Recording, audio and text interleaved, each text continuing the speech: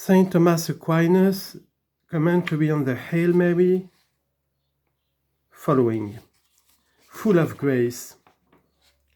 The Blessed Virgin was superior to any of the angels in the fullness of grace, and as an indication of this, the angel showed reverence to her by saying, full of grace. This is as if he said, I show thee reverence because thou dost excel me in the fullness of grace. The Blessed Virgin is said to be full of grace in three ways. First, as regards her soul, she was full of grace. The grace of God is given for two chief purposes, namely, to do good and to avoid evil.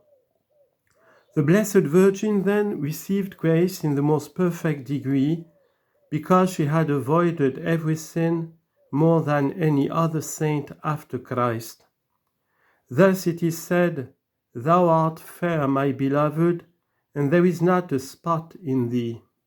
Canticle of Canticle, chapter 4, verse 7.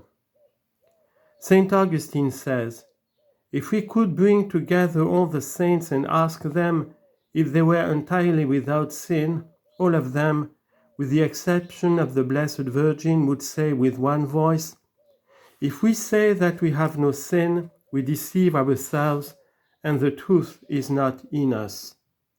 1 John chapter 1, verse 8.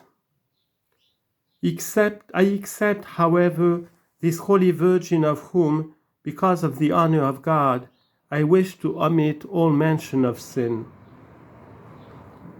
Note, De natura et gratia. As where St. Thomas says in the angelic salutation is shown forth the worthiness of the Blessed Virgin for this conception when it says, full of grace.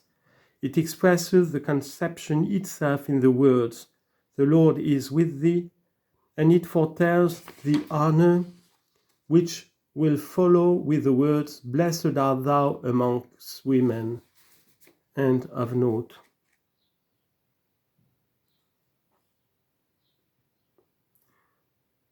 For we know that to her was granted grace to overcome every kind of sin by him whom she merited to conceive and bring forth, and he certainly was wholly without sin. Virtues of the Blessed Virgin. Christ excelled the Blessed Virgin in this, that he was conceived and born without original sin, while the Blessed Virgin was conceived in original sin, but was not born in it. Note. St. Thomas wrote before the solemn definition of the Immaculate Conception by the Church, and at a time when the subject was still a matter of controversy among theologians. In an earlier work, however, he pronounced in favor of the doctrine, although he seemingly concluded against it in the Summa Theologica. Yet much discussion has arisen as to whether St. Thomas did or did not deny that the Blessed Virgin was immaculate at the instant of her animation.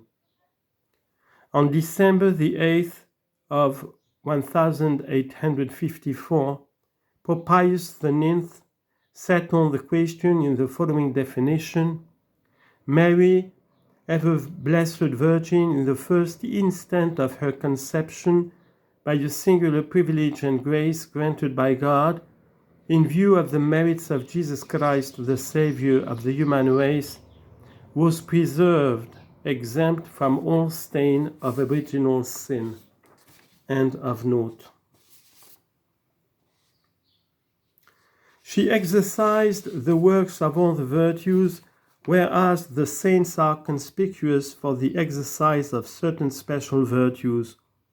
Thus, one excelled in humility, another in chastity, another in mercy, to the extent that they are the special exemplars of these virtues, as, for example, Saint Nicholas is an exemplar of the virtue of mercy. The Blessed Virgin is the exemplar of all the virtues.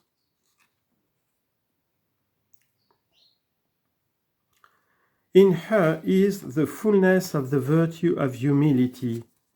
Behold the handmaid of the Lord.